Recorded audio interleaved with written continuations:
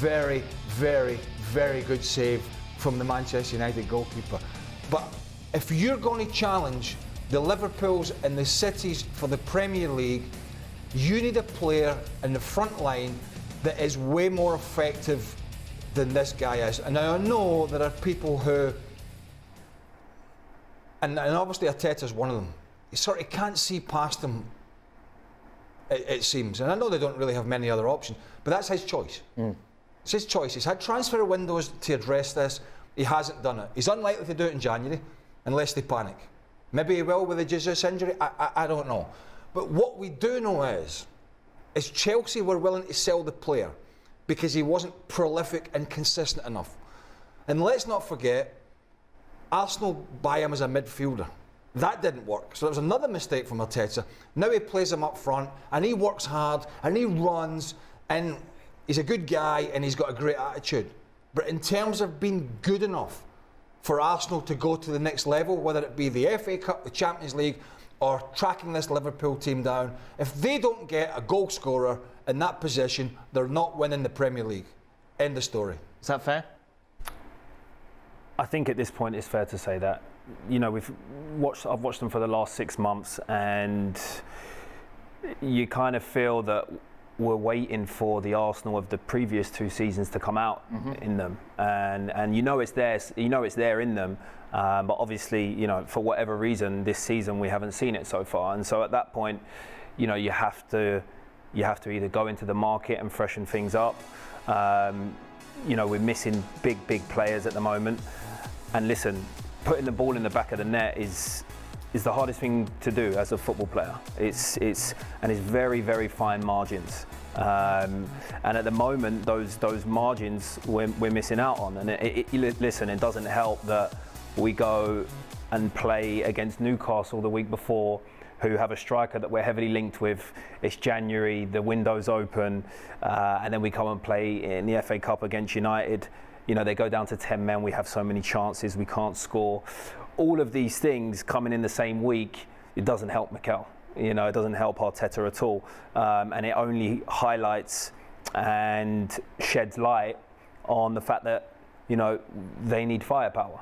I'm not having this discussion about any player, if it's just 1 or 2 games. That would be ridiculous.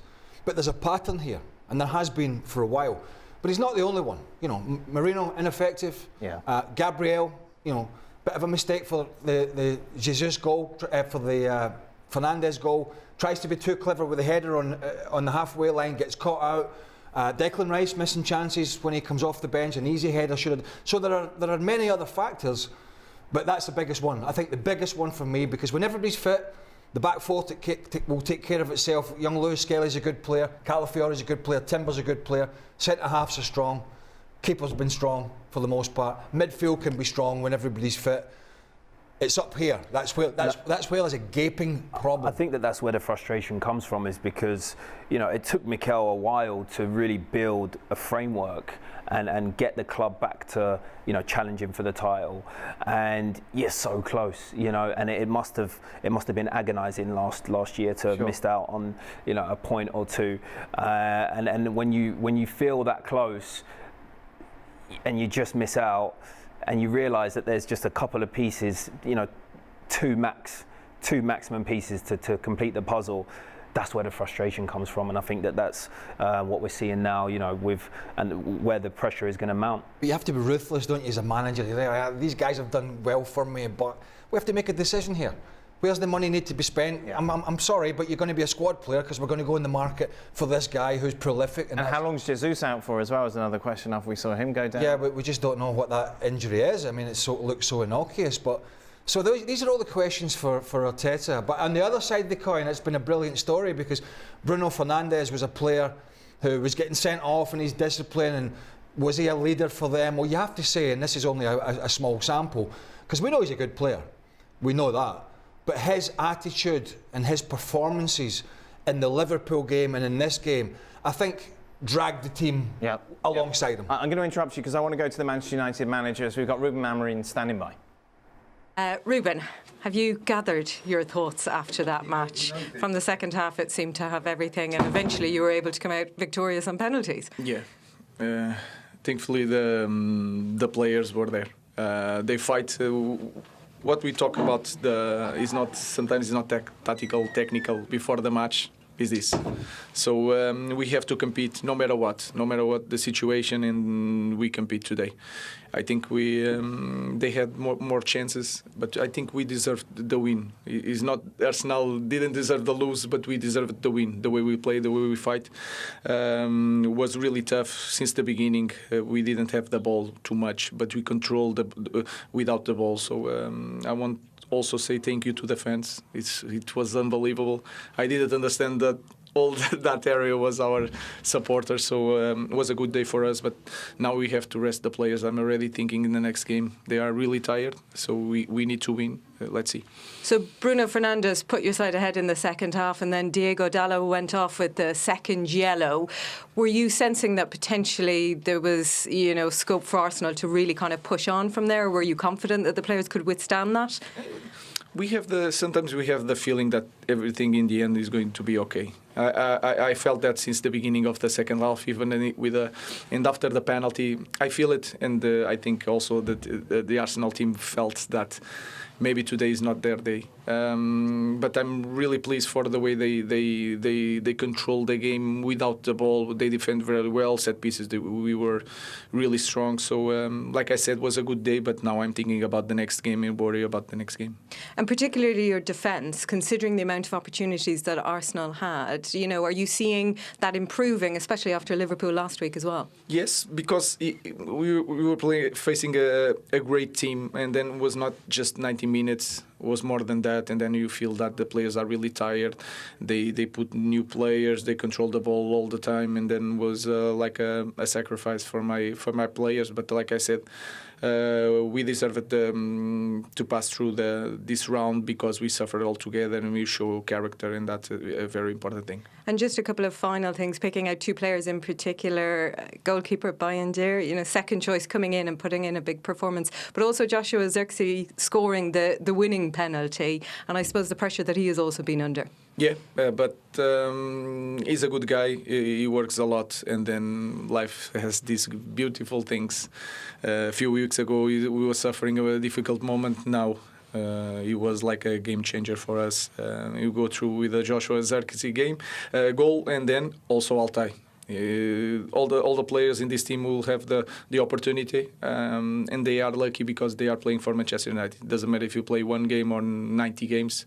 Is always a joy to play for this club. So Manchester United play Leicester City. Go over to our ESPN FC page for the full draw, which has now been made. We've had Nistelrooy. I think it's very exciting watching people put their hand in. You go, out you come. Nathan, my man, extra time. You love that more than anything. Looking at this, obviously Manchester United turning a corner a bit, but really I think the boys are. The big story today is Arsenal, isn't it? To be honest, I think it's quite balanced. I think when you look at this Arsenal team here and the fact that they weren't able to break down this Manchester United side after having an extra player for 60 minutes, I think that's a concern. You look at some of the quality of the chances that they had and they weren't great. I think for some you'll probably mention, say, people like Saka being out. But as Craig was saying, there are a lot of eyes on Kai Havertz.